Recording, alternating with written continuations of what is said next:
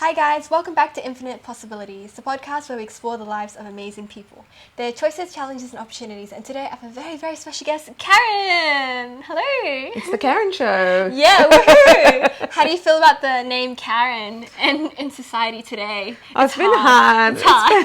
It's hard to have the name Karen, especially when I get angry and ask to speak to the manager. Such a stereotype. Yeah, I love it. I love it. So Karen, what's your kind of 1-minute introduction? So I'm Karen Cohen. I'm known in Australia as Block Mum. I've been in the industry of blockchain for about 6 years now, and I work to build communities around students and developers for AlgoHUB. Yeah, that's pretty awesome. So Karen didn't always do that, so we're going to go right from the beginning. So Karen, what kind of kid were you like growing up? Super shy. I went to a school where there were a lot of mean girls. Whoa! Yeah. So it took me till about uni to start to find my voice and find my confidence. Yeah. Oh, wow.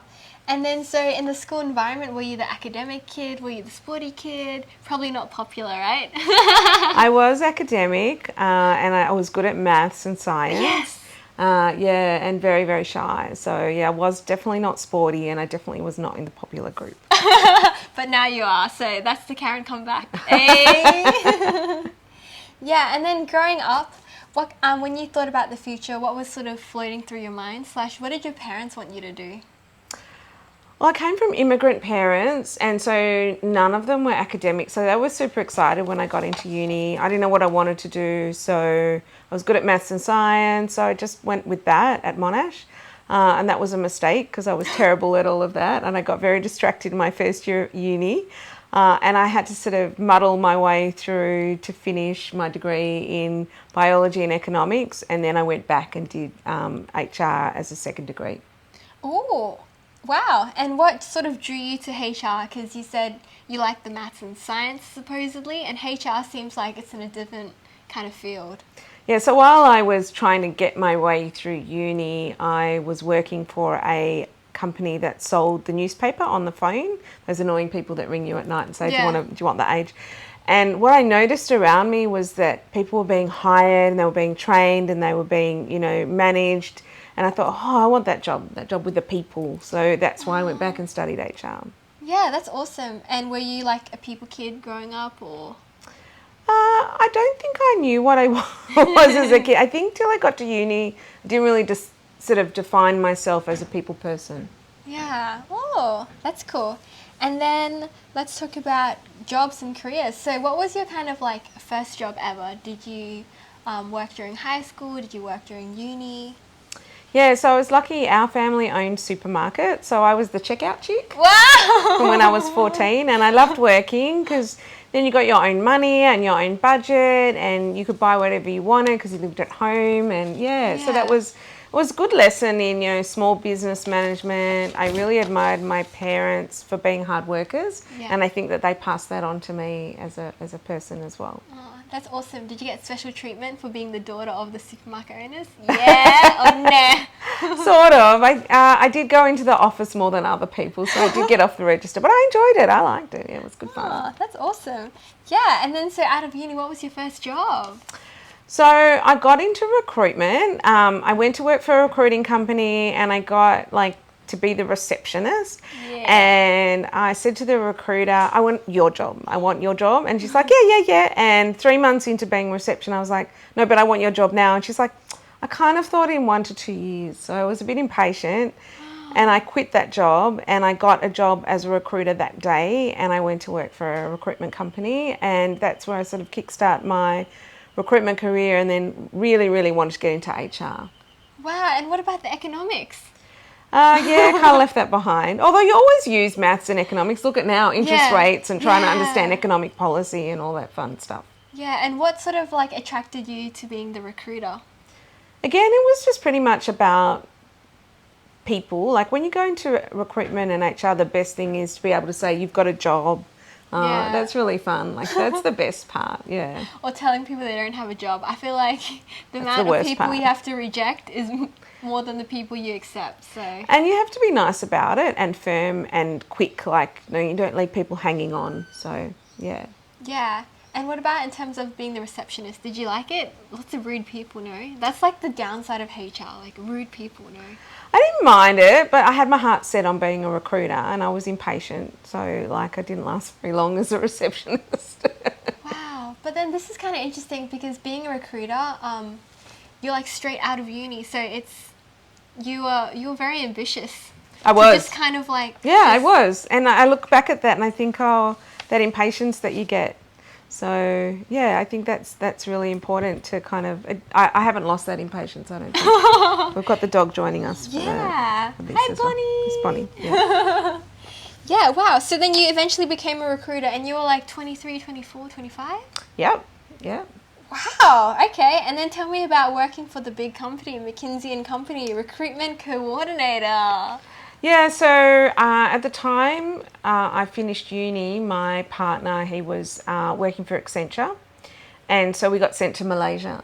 And so I was really lucky. I caught a break working on a project in Malaysia as the HR manager. And so that sort of kick-started my HR career. And when we came back to Australia, I stayed on with Accenture for a number of years. And then I worked as the grad recruiter for Arthur Andersen, which was back then it was one of the big six. Now there's only big four accounting firms. And so from there, eventually I went to work for McKinsey doing grad recruitment as well. That was really fun. Yeah, that's awesome. And so a lot of my friends from uni, they look up to McKinsey as the place to be. So as, an ex-grad recruiter, what do you like look for in candidates, etc.? Any hot tips? Oh, yeah. So, McKinsey hires really super smart people. So they've got to do case studies and work out, the numbers. And they might say things like, how many glass manufacturers are there in Queensland? And you've got to figure that out really quickly and then, think through scenarios. So they do hire very academic people.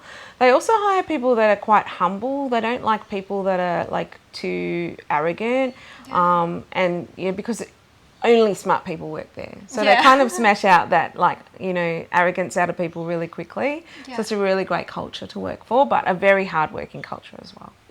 Wow. And then what about in terms of GPA and grades? Do you have a certain I know this is outdated information because this is back when you were the recruitment coordinator, but was there a GPA cutoff kind of thing? Yeah, they only like really high grades. Yeah.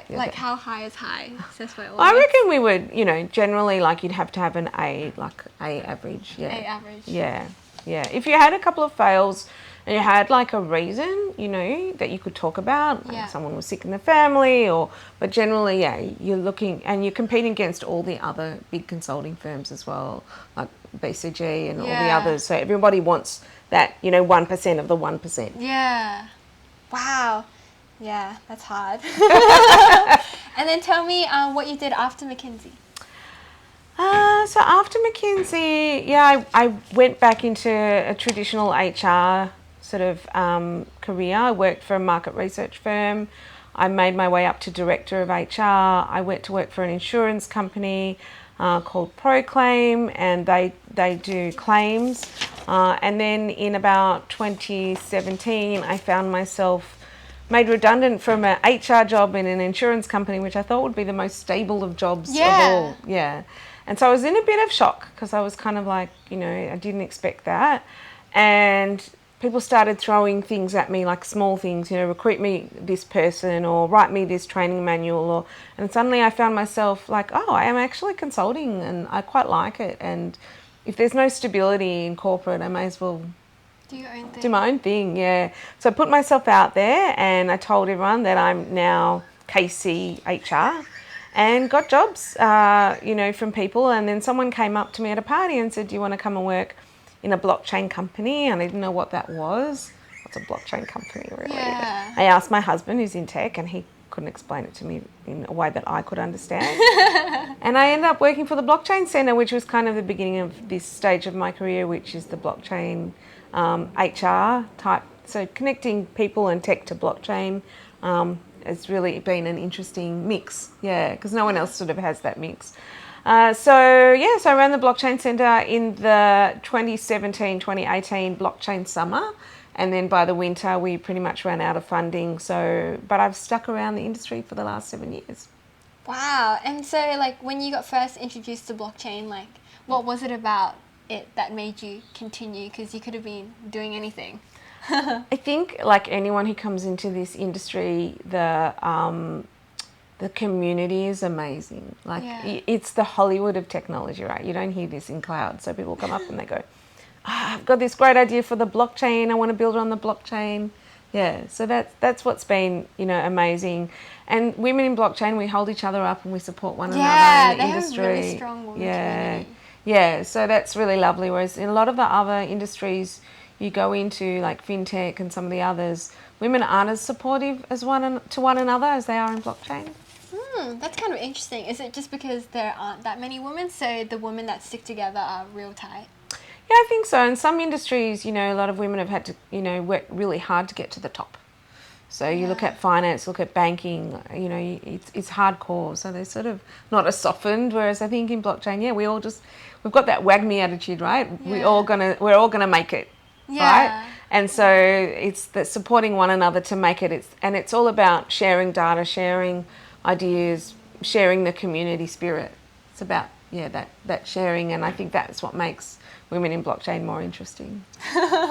Sounds awesome. Yeah, let's talk about your two companies. So, emerging tech talent. So, can you talk to us a little bit more about it? Yeah, so that's been for about 6 years now. We've had that's a long time. Yeah. Wow. Outsourced HR, and that's when I sort of started. And I still do leadership and management training, traditional HR for companies. But the last few years have been much more specialised in working with tech. And 2 years ago, I was looking at AlgoHUB and working with them on the community, and worked out that they needed help to build more developers. So started the AlgoHUB, got a grant from AlgoHUB Foundation to build more developers into the community, which includes, we wrote our own course on how to be a blockchain developer. Wow. Yeah. So how long does it take to become a blockchain developer? Well, yeah, this is a PyTeal course, so it's based on Python. So if you've got like a year or more of Python, we can teach you to program in about 4 weeks. Yeah. Wow, that's so quick. Yeah. Oh, wow. We've tried to make it as simple as possible to do a smart contract, yeah. Yeah. And then how do you split your time between the two? Yeah, so the majority of my time is with the AlgoHUB now. And so the second part of the AlgoHUB is actually the student community. So we run student events, and we really want to plant the seed that AlgoHUB's a great blockchain. And so getting the students at a young age and introducing them to the brand and what you can build has been important. So yeah, we work with about 20 universities across Asia Pacific and run events with them. Wow, that's cool. And then going back to emerging tech talent, was it sort of hard to put yourself out there? So hard. And I think like most founders, the hardest thing is just am I going to make money tomorrow? And how am I going to do this? And it's so scary. And what if no one hires me? Yeah. Do I have to go and get another job? So that has been scary. And it's scary every time. Every iteration is scary. Doesn't get easier? No. You get braver. You kind of think, I'll try something, and if it fails, it fails. But that first step of starting your own business and thinking, I've got a mortgage to pay, I've got a family to look after, what if it doesn't work? Yeah. Yeah, and at that time when you're starting your own thing, were you also working a stable job at another company and easing your way into... No, I just did it. Yeah, so I got made redundant and I thought, well, I'll give it a whirl. And I remember thinking, what if I don't get enough clients? But they just kept coming, so it was great. I think probably the hardest time was during COVID in Melbourne, in the second year of lockdown. There was not much work, and I was really, that's where I learnt the hustle. That was probably the hardest hustle. And I would just ring people and go, hey, do you need any staff? Can I recruit for you? Do you need any staff? Can I recruit for you? And I just literally won one client after, and I just got out a big whiteboard and went, okay, this person needs a programmer, this person needs a trainer, this person needs an accountant, and just this person needs a marketer, and just headhunted for them. Wow. And I just called in on favours, and that was probably the hardest time, but still made money, so it was all right. Wow, so if someone were to say that I want a developer, how do you begin that headhunting process? Yeah, so finding out what skills they need, hopping onto LinkedIn, finding the right people with those skills, approaching them, saying, hey, I've got this job, are you interested? If they say yes, having a chat to them, what skills they have, what rate they want, what their availability is, and then presenting that back to the client. So most of it is through just LinkedIn. Yeah, LinkedIn's good. And your network, as well. Who do you know? Who do you know?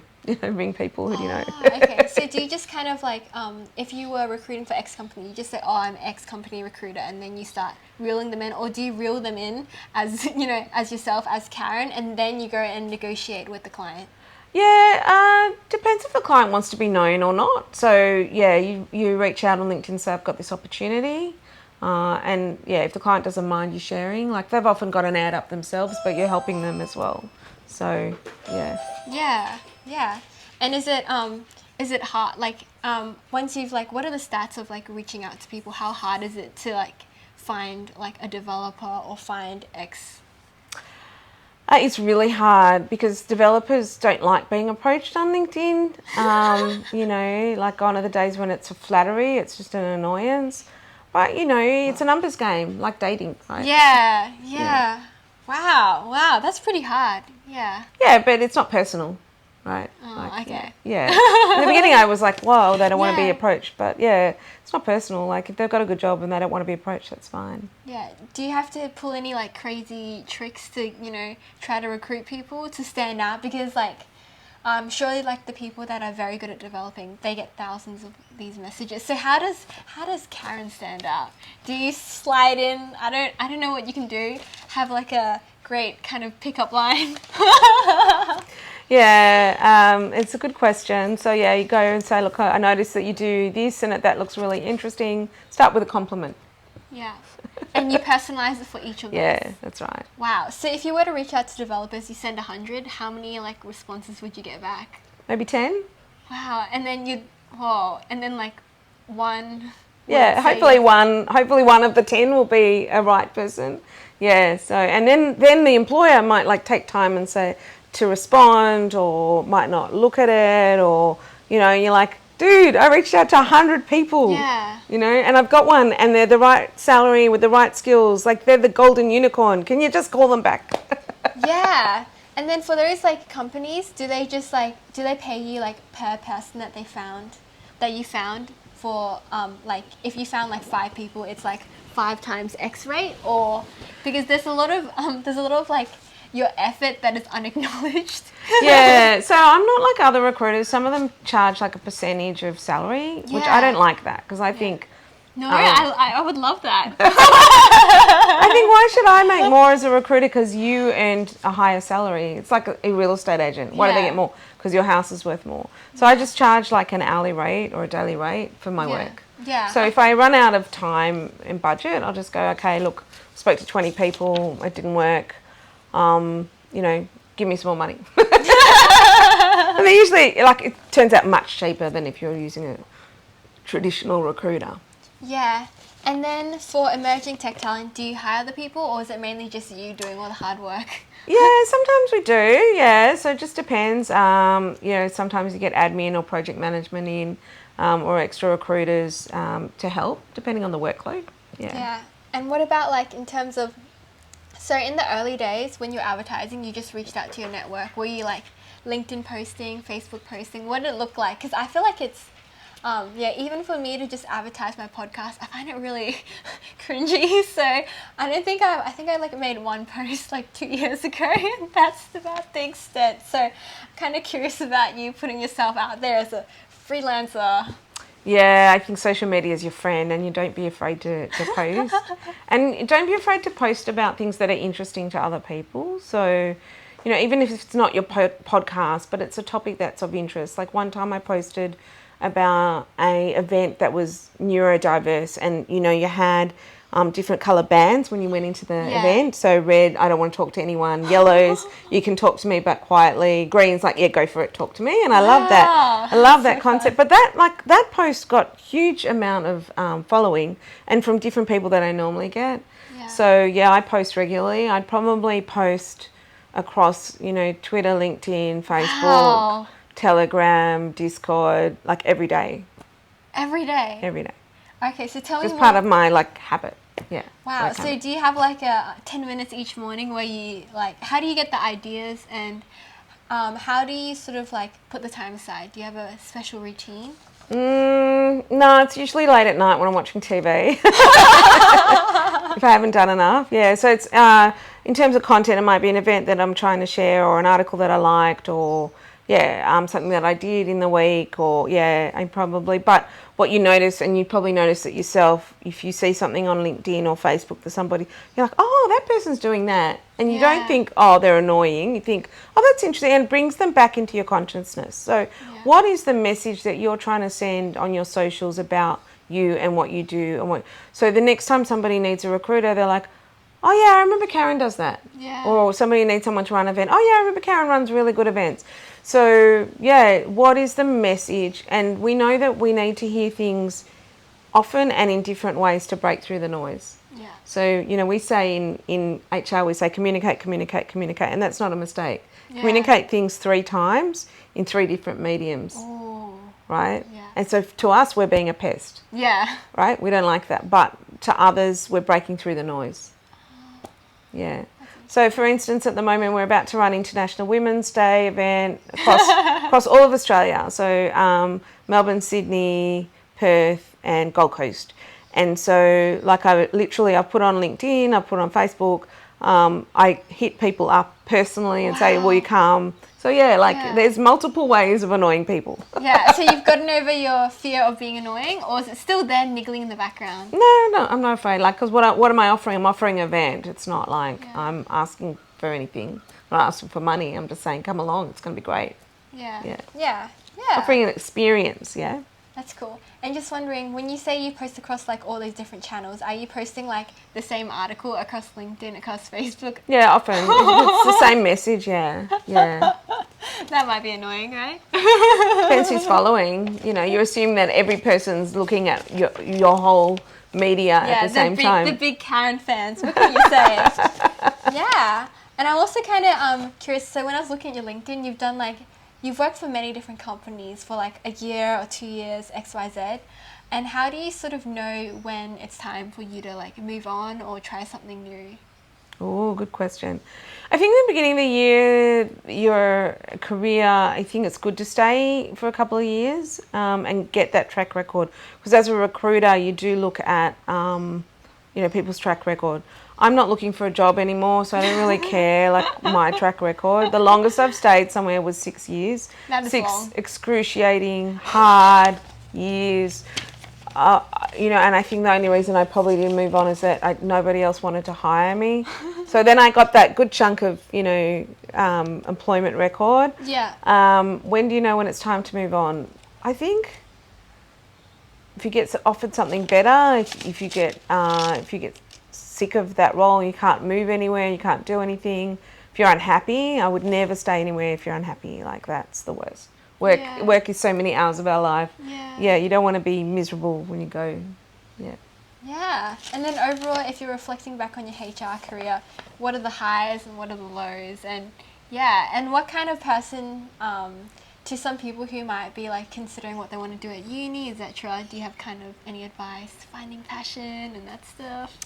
Yeah, from an HR perspective, I think the 6 years that I did stay was difficult, but because I did stay, there were so many things that I learned, and some of the things that, like, I'll never unlearn. Like, I learned how to write an HR strategy, and I sat at the exec table before there was no HR person at the exec table. Wow. So, like, I broke that mold by becoming director of HR. So I think those were important things to learn.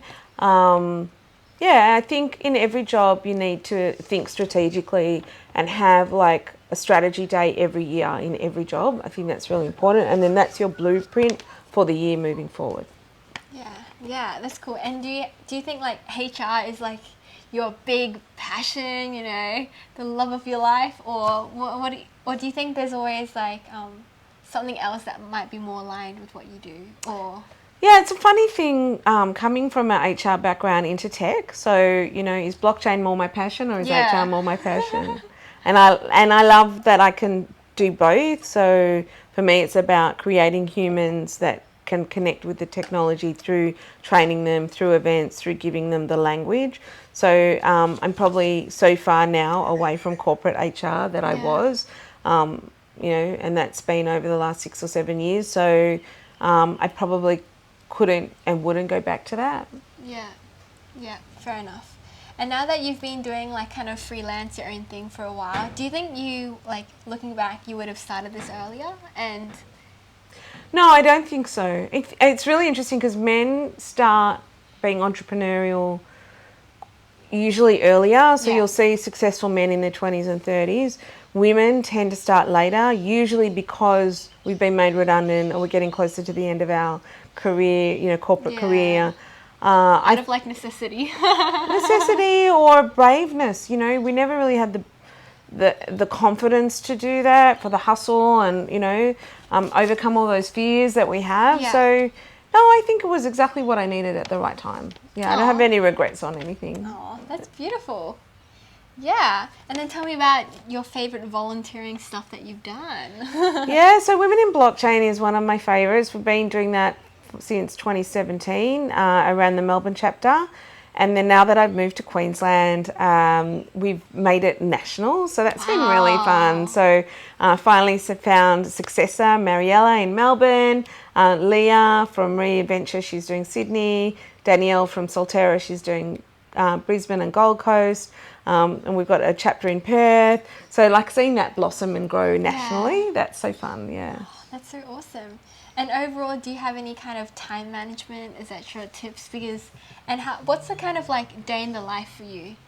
Because you kind of do your own thing, so are you very flexible, or do you work a lot more hours now because it's your own thing? Oh yeah, don't ask me about time management. I'm terrible. Yeah, I feel like when it's your own baby, you do work more hours, and you don't mind like on a Sunday sitting around your Xero and doing your transactions for your business. Yeah. So you don't mind, you do it. Yeah. One day when I'm really grown up and I have an accountant, I'll feel really good. But meanwhile I do everything myself. I think that time management, I would like to be better at it. Yeah, but when it's your business, you think you have to do it. Yeah. Yeah. But you wouldn't trade working, like, do you think that you would like to work with someone else, make it very clean cut, 9 to 5, done, dusted? No, I think I'd be terrible at that now. Yeah. Man, I can't imagine getting up and going to an office every day and being there at 9 a.m. Okay, cool. Yeah, also saw on LinkedIn you won a lot of amazing awards around being a great leader and having an amazing work environment. So can we talk about the leadership? What do you think kind of makes a great leader? Time. Giving time to people is really important as a leader, and doing as I do, not as I say. So setting a really good example. So if you're managing someone, make sure you have a weekly meeting with them, one-on-one. And that's just a gift. Like, you just must do that. And then, setting a really good example. And sometimes understanding that, if you are a workaholic, not everybody's going to be a workaholic underneath you. Yeah. Yeah, so that's important. Sounds like you are a workaholic. Yeah, I think we all are. Yeah, not everyone can go at your pace all the time. And just setting a reasonable pace for the people who are underneath you as well, is important. Because otherwise we all burn out, and we don't want to burn out. Yeah, that's true. And how does one create an amazing work environment for people? Oh, wow, I wish I had a magic wand. I'm gonna turn that one back on you a bit, Karen. Wow. Yeah, what do you like about your work environment? Yeah, I think it's like the people, right? The culture. The really intangibles, which kind of suck because you can't really describe them in a lot of terms. Yeah. Bonus if there's like a really great nice office setup. If they have standing tables, dual monitors. We love that kind of stuff. Yeah, and then the flexible kind of work environments. But what about you? Yeah, I think all of that's important. But I think, I used to do a lot of exit interviews, and I used to say, well, what did you like about this company? They'd say the people. Yeah. And I always thought, that's really a compliment, isn't it? Because I'm in HR and I hire those people. Yeah. But then I sort of started to wonder if that was just a standard thing that you say. Yeah. In an exit interview. I think the people, you want to You don't want to feel excluded. Like I said, I've worked in a company where there were mean girls. Yeah. And they all went out for lunch or for drinks and didn't invite everybody else. Oh. And, you want to be included. An inclusive workplace is important. Yeah. And some people say beer is really important. Friday night drinks, Yeah. Although since the pandemic, I don't know if Friday night drinks have come back. People have more value working from home on a Friday, I think. Yeah. And that flexibility that you mentioned. It's funny, I've been watching a lot of companies try and crawl back to full-time in the office, and people don't appreciate it. Yeah. They don't like it. Yeah.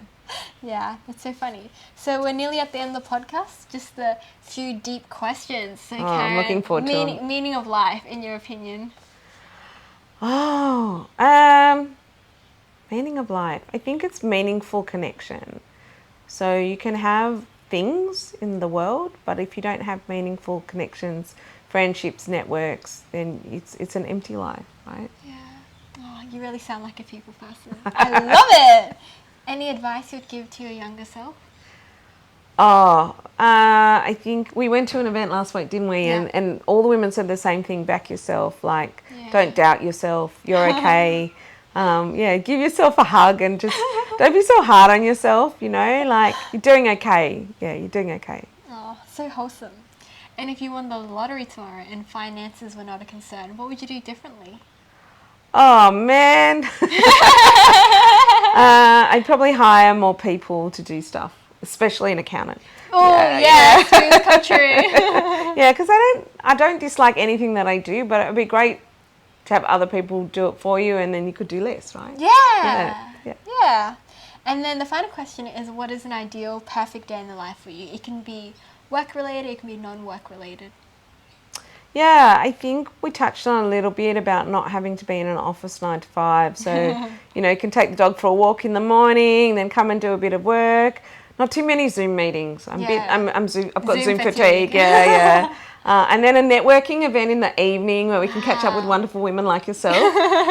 That's ideal. Yeah, with ice cream at the end. Oh, yeah. Dessert queen. Yeah. Yeah, sounds good. Want to say bye to the podcast? Thank you very much for having me, Karen. It's been a pleasure. Thank you for being here. It's an honour. The Karen Show. Woo! Bye.